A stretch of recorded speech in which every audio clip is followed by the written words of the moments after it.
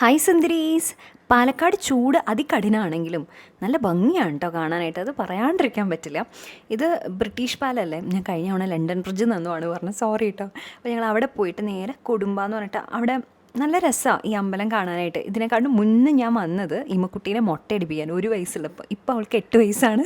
അപ്പോൾ ഇത്ര വർഷത്തിന് ശേഷമാണ് വരുന്നത്. പക്ഷെ ഒരു മാറ്റമില്ല കേട്ടോ, അതേ ഒരു വൈബാണ്. നല്ല രസമുണ്ടായിരുന്നു. അതിനുശേഷം അശോക് ഭവനിൽ എനിക്ക് കൊഴുക്കട്ട കഴിക്കണമെന്നായിരുന്നു, പക്ഷേ കൊഴുക്കട്ട എത്തിയിട്ടുണ്ടായിരുന്നില്ല അപ്പോഴേക്കും. അതുകൊണ്ട് ഏട്ടൻ സാമ്പാർ വടി, ഞാൻ ഒരു കാപ്പിയും കുടിച്ച് അവിടുന്ന് കുറച്ച് സാധനങ്ങൾ മേടിച്ചു.